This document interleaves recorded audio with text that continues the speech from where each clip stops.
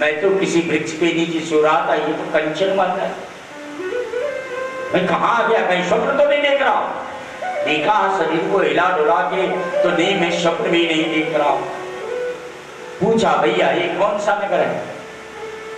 एक ने कहा ये सुदामापुरी 6। अरे भैया मुझे एक सुदामापुरी में जाना है। कृष्ण का जहां महल है, आप यहां से सीधे चले जाएं, चौराहा आएगा, वहां से आप बाएं मुड़ जाएंगे, सीधे द्वारिकानाथ के ड्योढ़ी पे पहुंच जाएंगे। सुदामा जी महाराज द्वारिकानाथ के ड्योढ़ी पे पहुंचे। बड़े बड़े पगड़ वाले लठ लेकर के खड़े थे। सुदामा जी जाने लगे।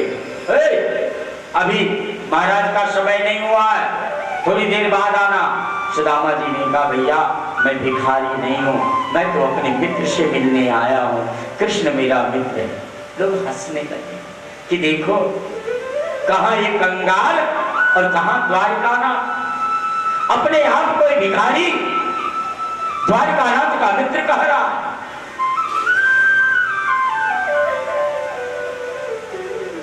एक सज्जन थे, उन्होंने कहा भैया, बड़े बुजुर्ग थे, समझदार, उन्होंने कहा देखो किसी की गरीबी की मजाक नहीं उड़ानी चाहिए, कभी मत उड़ाना, समय का कोई पता नहीं होता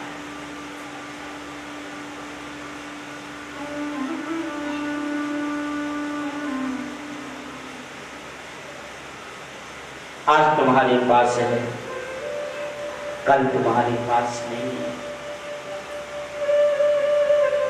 एक समय ऐसा हो कि दौलत में हाथ रहे,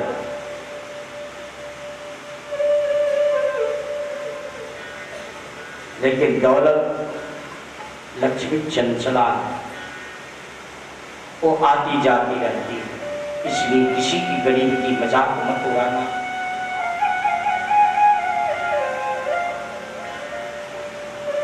एक समय ऐसा हो कि दौलत में हाथ रहे, एक समय ऐसा हो कि साग कहो कैसा।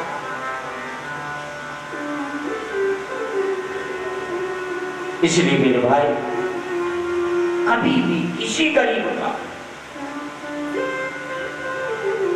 मजाक मत उड़ाना। अरे जाकर के महाराज से कहना ही तो है, जाकर के संदेश दे दो। सेवक गए, महाराज की जय हो। प्रहरी क्या बात है? महाराज शीश पड़ा न पड़ा जन में, और पायन पाय परो नहीं श्यामा,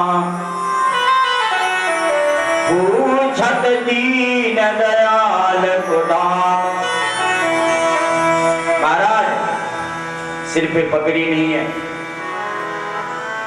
शरीर पे कोई वस्त्र नहीं है, धोती पहना वो भी फटा हुआ, पैरों में जूती नहीं है।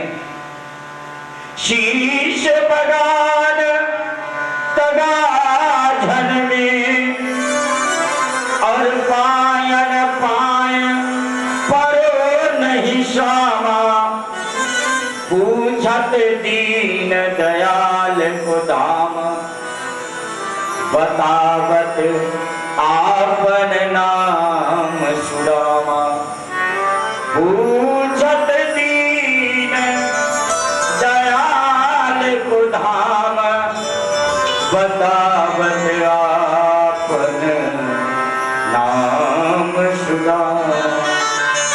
महाराज वो अपना नाम सुदामा बता रहे। भगवान ने केवल सुना, दामा तो तब सुने जब सुदामा जी से गले मिले, सिंहासन से उठे, दौड़ पड़े, और इतने देर में दौड़ करके गए और सुदामा से निकट पड़े कि किसी को पता नहीं लगा कि सुदामा कृष्ण से पहले मिले या कृष्ण सुदामा से पहले। लेकर के आए, सिंहासन पर बैठाया। रुक्मिणी से कहा, रुक्मिणी जल लेकर के आओ, मित्र का चरण धोना। भगवान ने सुदामा जी के चरणों को अपने हाथ आज जब चरण को देखा, सारे चरण में बीमार फटे हुए हैं, उसमें कांटे लगे हुए। हाल बेहाल बेमायन के, अरे हाल बेहाल बेमायन के, अरे कंटक पाए लगे ते ही जोए, देखी सुदामा के दीन दशा, करुणा करके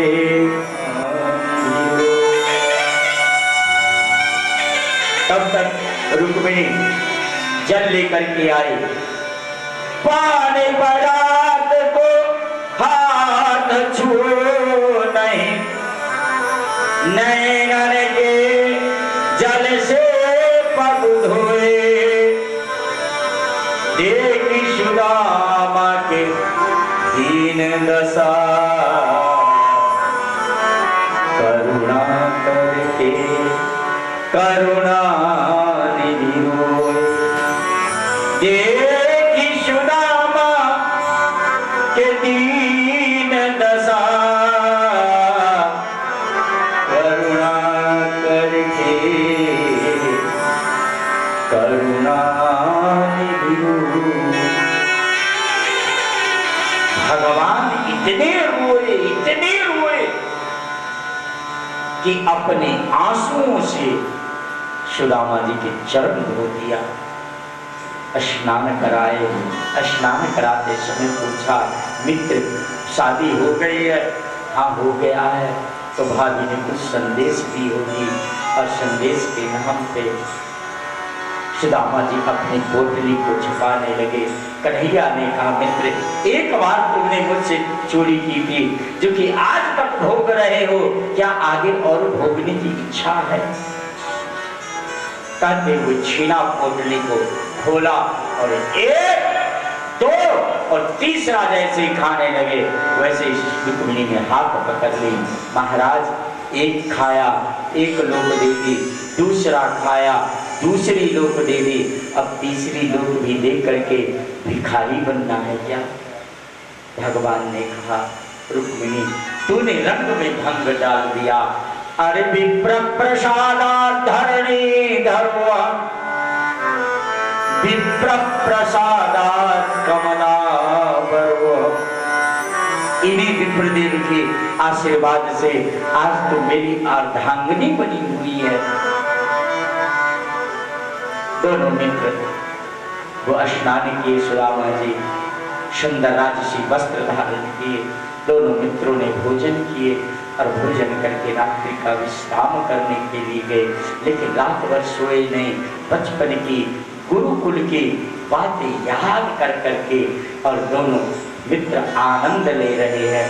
कुछ दिन सुदामा जी द्वारिका रहे। एक रोज सुदामा जी ने कहा, मित्र अब जाऊं? हाँ जाओ। सेवकों से कहा, भैया ये राजसी पोशाक है ना, इससे उतार लो और फटे पुराने पोशाक जो इनका था इनको दे दो। सेवकों ने राजसी पोशाक उतरवा करके और पुराने पोशाकों को दे दिया। सुदामा जी महाराज चले हैं, रास्ते में सोचते हुए जा रहे हैं, अरे आज राजा बन गया। पहले तो ये चोरी कहीं करता। सुशीला कहती थी, देख अरे क्या देखो, नए नए धनवान कोई बनता है तो बड़ा दिखावा करता है। ये नया नया बना है ना, इसलिए दिखावा कर रहा। क्या देगा ये? कहते कहते चलते चलते सुदामापुरी को पहुंचे सुदामा जी महाराज। मंदिर देखी डरे सुदामा